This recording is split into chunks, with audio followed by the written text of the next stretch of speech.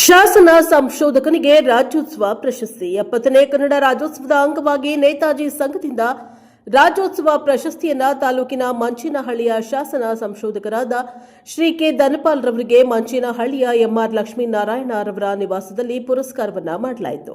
ಪ್ರಶಸ್ತಿ ಪ್ರದಾನ ಮಾಡಿ ಮಾತನಾಡಿದ ಎಂಆರ್ ಲಕ್ಷ್ಮೀನಾರಾಯಣ ಮಾತನಾಡಿ, ಧನಪಾಲ್ ಅವರು ನಮ್ಮ ಮಂಚೇನಹಳ್ಳಿಯ ಹೆಮ್ಮೆ.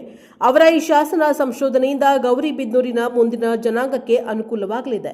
ಧನಪಾಲ್ ಅವರು ಮಾತನಾಡಿ, ಗೌರಿಬಿದನೂರು ತಾಲೂಕಿನ ಇತಿಹಾಸ ಮತ್ತು ಶಾಸನಗಳ ಬಗ್ಗೆ ಮಾಹಿತಿಯನ್ನ ನೀಡಿದರು. ನೇತಾಜಿ ಯುವಕ ಸಂಘದ ಅಧ್ಯಕ್ಷ ವಕೀಲ ಅಶೋಕ್ ಮಾತನಾಡಿ, ಧನಪಾಲ ಅವರ ಶಾಸನ ಸಂಶೋಧನೆ ಕಾರ್ಯಗಳನ್ನು ಶ್ಲಾಘಿಸಿದ್ದಾರೆ. ಈ ಕಾರ್ಯಕ್ರಮದಲ್ಲಿ ಮಂಚೇನಹಳ್ಳಿ ಗ್ರಾಮ ಪಂಚಾಯಿತಿ ಅಧ್ಯಕ್ಷ ನರಸಿಂಹರೆಡ್ಡಿ, ಗೌರಿಬಿದನೂರು ತಾಲೂಕಾ ರೈತ ಸಂಘದ ಅಧ್ಯಕ್ಷ ಲೋಕೇಶ್ ಗೌಡ, ನೇತಾಜಿ ಯುವಕ ಸಂಘದ ರವೀಂದ್ರ ಕುಮಾರ್, ಆರ್ ಖಜಾಂಚಿ ದ್ವಾರಕೀಶ್, ಆರ್ ಯುವ ಸಾಹಿತಿ ಹಳ್ಳೆಹಳ್ಳಿ ಕಿರಣ್, ವಕೀಲೆ ಎಂಆರ್ ಗೀತಾ ಮತ್ತು ಸದಸ್ಯರು ಉಪಸ್ಥಿತರಿದ್ದರು. ಬ್ಯೂರೋ ರಿಪೋರ್ಟ್ ಧನಂಜಯ ಎಚ್ಪಿ ಪ್ರಶಾಪ್ ಟಿವಿ ಚಿಕ್ಕಬಳ್ಳಾಪುರ.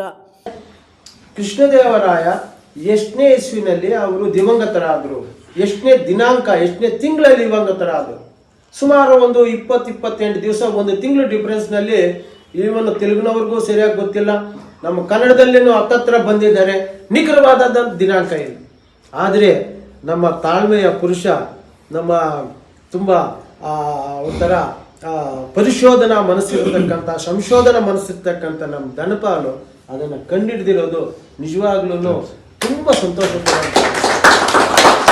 ಅವ್ರು ಹೇಳ್ತಾರೆ, ಅಕ್ಟೋಬರ್ 17ನೇ ತಾರೀಕು 1529ನೇ ಇಸ್ವಿನಲ್ಲಿ ಕೃಷ್ಣದೇವರಾಯರು ದಿವಂಗತರಾದರು.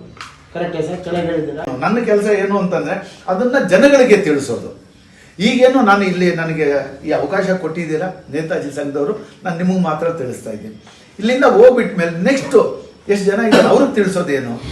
ನಾನು ಮಾಡೋ ಒಂದು ಕೆಲಸ, ಶಾಸನ ಎಲ್ಲಿದೆಯೋ ಅದರ ಹಿಂದಗಡೆ ಒಂದು ಬೋರ್ಡ್ ಹಾಕ್ತಾ ಇದ್ದೀನಿ ನನ್ನ ಸ್ವಂತ ಖರ್ಚಲ್ಲಿ. ಅಥವಾ ಇವಾಗ ನೇತಾಜಿ ಸಂಘ ನಾವು ಏನಾದರೂ ಮಾಡ್ತೀವಿ ಅಂತಂದರೆ, ನಿಮ್ಮಿಂದ ಮಾಡ್ತಿದ್ರೆ ಮೇಲೆ ನೇತಾಜಿ ಯುವಕ ಸಂಘದ ಕೊಡುಗೆ ಅಂತ ಹಾಕ್ತೀನಿ. ಯಾರೂ ಇಲ್ವಾ, ನನ್ನ ಸ್ವಂತ ದುಡ್ಡಲ್ಲೇ ನಾನು ಅಲ್ಲಿ ಬೋರ್ಡ್ ಅಳವಡಿಸ್ತೀನಿ. ಈಗಲೂ ಹಿರೇಬಿದನೂರು ಕಾಲೇಜ್ ಒಳಗೋಗಿ ಅಲ್ಲಿ ಆ ಶಾಸನ ಇರುತ್ತೆ. ಚಿಕ್ಕ ಹುಡುಗರು ಕೂಡ ಅದನ್ನು ಹೋಗಿ ಓದೋ ರೀತಿ ನಾನು ಒಂದು ಬೋರ್ಡ್ ಬರೆದು ಕೊಟ್ಟಿದ್ದೀನಿ. ಅದು ಎಂಥ ನಮ್ಮ ತಾಲೂಕಿನಲ್ಲಿ ಎಂತಹ ವೀರರಿದ್ದರು, ಎಂತಹ ತ್ಯಾಗಮಯಿಗಳಿದ್ರು ಅನ್ನೋದಕ್ಕೆ ಆ ಶಾಸನ ನಮಗೆ ಮೂಲ ಕಾರಣ ಬರುತ್ತೆ. ಏನದರಲ್ಲಿ ಬರೆದಿದ್ದಾರೆ, ಒಬ್ಬ ನೊಳಂಬರ ರಾಜ ಇದ್ದ, ಅವನ ಕೈ ಕೆಳಗೆ ಅಯ್ಯಪ್ಪ ದೇವ ಅಂತೇಳಿ, ಅವನ ಕೈ ಕೆಳಗೆ ಗಂಗರಿದ್ದರು. ಗಂಗರಿಗೆ ಹೇಳ್ತಾರೆ, ಇಲ್ಲೊಬ್ಬ ವೈರಿಗಳು ಬಂದಿದ್ದಾರೆ, ಅವ್ರು ಬಂದು ಯುದ್ಧಕ್ಕೆ ಇವ್ರ ಮೇಲೆ ಬರ್ತಾರೆ, ನೀನು ಹೋಗಿ ಅವ್ರನ್ನ ಸೋಲಿಸ್ಬೇಕು ಅಂತೇಳಿ.